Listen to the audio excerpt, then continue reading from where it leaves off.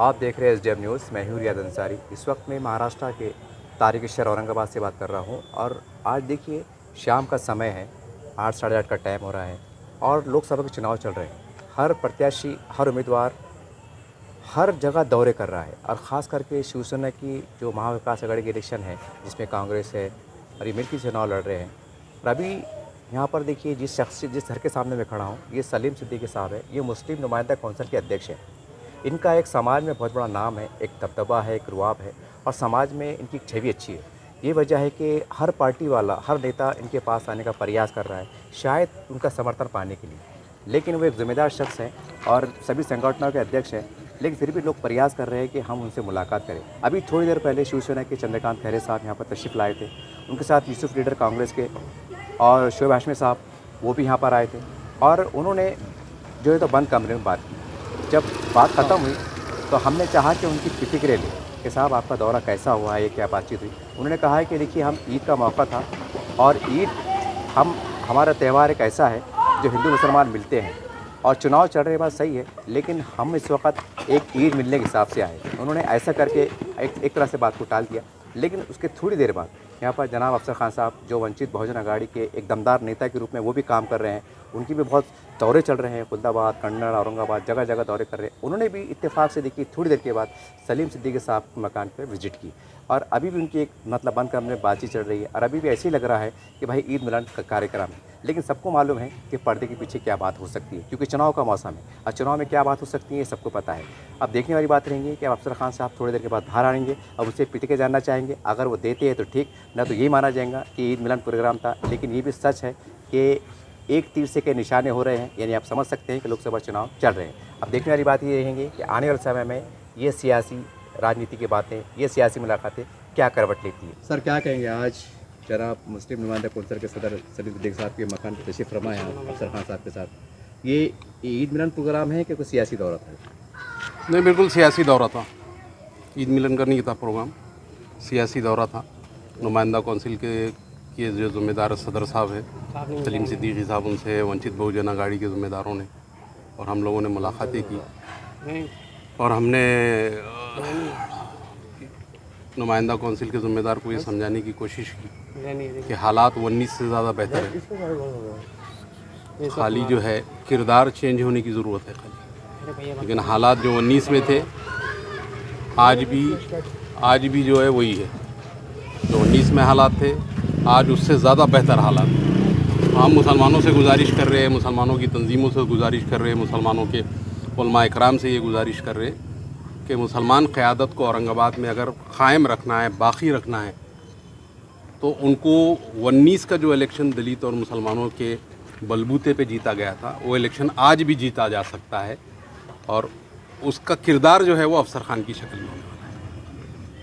तो ही जो है यहाँ से हम मुस्लिम क़यादत को बाकी रख सकते, ऐसा हमारा मानना है।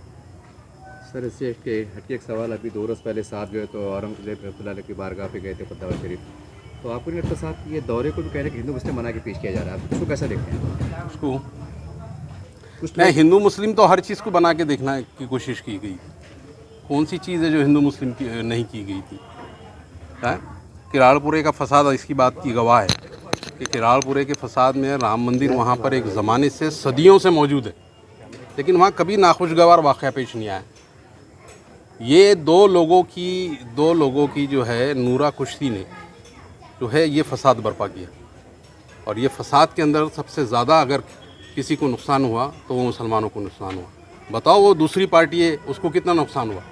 एक भी फ़र्द उनका जिन्होंने वहाँ शर पैदा किए थे वो लोग गिरफ़्तार हुए क्या? नहीं गिरफ़्तार हुए। तो इसको क्या समझा जाए? इसको यही समझा जाए कि वो जो 2 लोग जो है हिंदू मुस्लिम करके अपनी रोटियां सेकने की कोशिश कर रहे थे और अभी भी जो है वो हिंदू मुस्लिम करके अपनी सियासी रोटियां सेकने की कोशिश कर रहे थे, लेकिन इंशाअल्लाह वंचित बहुजन आघाड़ी इस काम को फेल कर देंगी और इसको कामयाब नहीं होने देंगी। सर साहब पे एक आरोप भी लग रहे हैं, कमेंट्स आते हैं वीडियो पे, सारी बात हो रही है कि भाई वोट की तकसीम होगी, कहने की बीजेपी के लिए काम करे, बहुत खुले आरोप लग रहे हैं। 19 का इलेक्शन मुसलमानों को याद करने की ज़रूरत है। दलित मुस्लिम इत्तेहाद फिर से याद करने की ज़रूरत है कि मैं पहले भी कहा, आपको अभी फिर कह रहा हूँ कि अगर दलित मुस्लिम इत्तेहाद एक बार फिर कायम हुआ है तो 19 की शक्ल आज भी इस शहर औरंगाबाद में दोहराई जा सकती है। ये मेरा जो है आपको जो है बोलना है कि 19 एक बार फिर दोहराया जाएगा इंशाल्लाह, और उसकी शक्ल होंगी अफसर खान। सर क्या कहेंगे? आज हम सलीम भाई से यहाँ पर मुलाकात करने के लिए आए थे।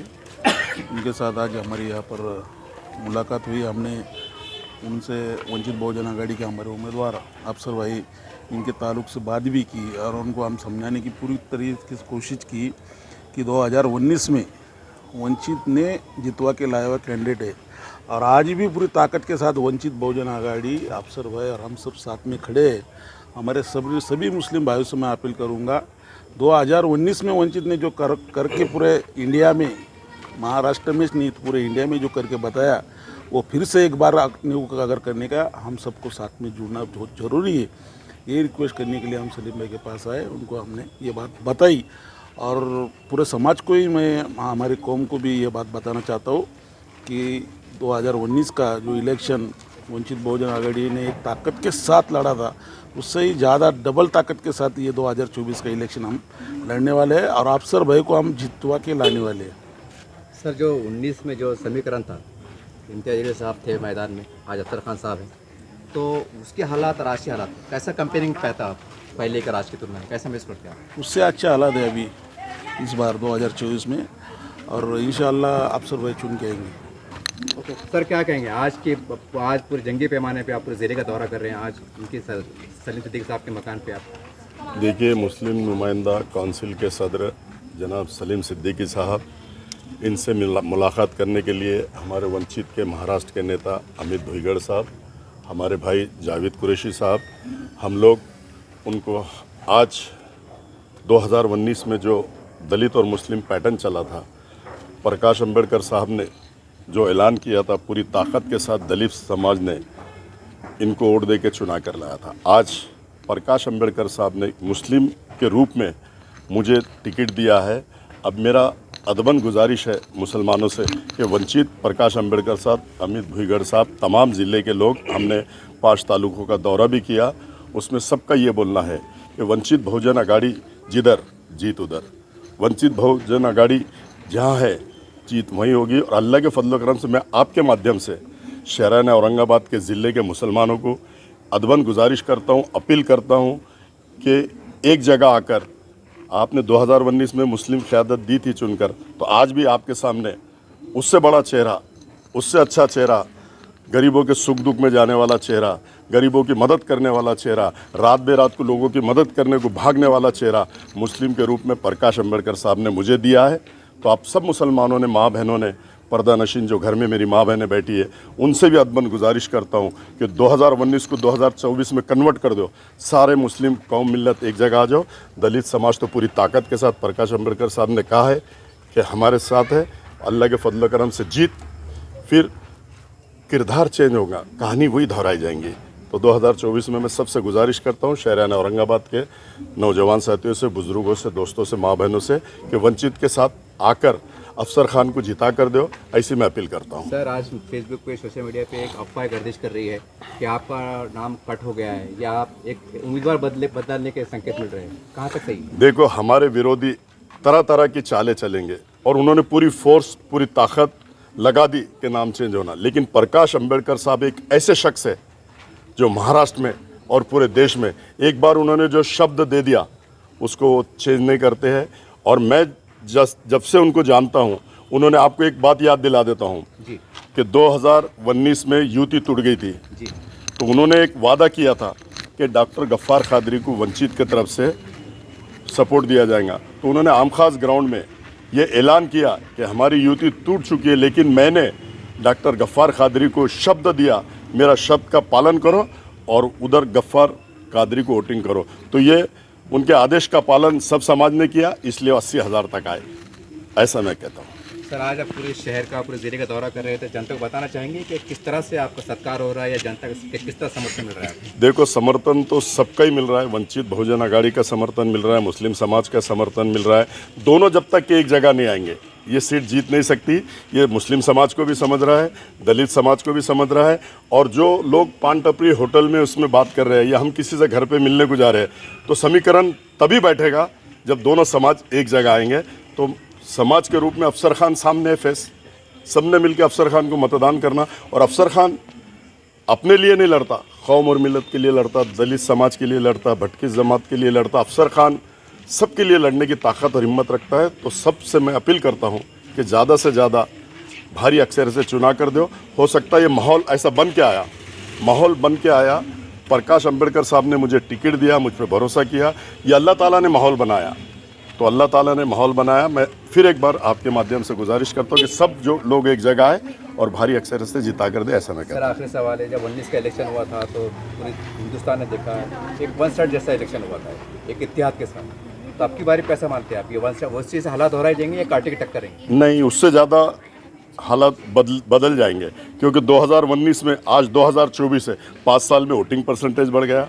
प्रकाश अंबेडकर साहब को मानने वाला पूरा समाज है, वो हर समाज के लिए काम करते हैं, सिर्फ दलित समाज के लिए नहीं। आपने देखा होगा मुस्लिम आरक्षण के लिए उन्होंने 5% के लिए आवाज़ उठाई, हिजाब के लिए उन्होंने आवाज़ उठाई, हुजूर के शान में जो गुस्ताखी करता उसका बिल उन्होंने गवर्नमेंट को दिया कि ये इस पर कानून बनाया जाए कि हुजूर के शान में कोई भी गुस्ताखी करता है तो उस पर कड़क कार्रवाई होना चाहिए और उसको शिक्षा होना चाहिए। आपने देखा होगा मनोज जरांगे पाटिल बैठे, वहाँ भी वो जाकर आए, उनको भी आरक्षण मिलना चाहिए। तो प्रकाश अंबेडकर साहब किसी एक समाज के हित की बात नहीं करते, वो सारे समाज को साथ में लेकर चलते हैं और न्याय देने वाली बात करते हैं। क्योंकि भारत रत्न डॉक्टर बाबा साहब अंबेडकर ने हमको संविधान दिया, संविधान हमारे को, आपको, सबको, और ये देश संविधान के तहत चलता है। और आज ये लड़ाई हमारी तुम्हारी नहीं है, ये संविधान बचाने की लड़ाई है। संविधान बचाना होगा, क्योंकि जातिवाद शक्ति जो है वो संविधान को बदलने की बात करती है। तो मैं ऐसा कहता हूँ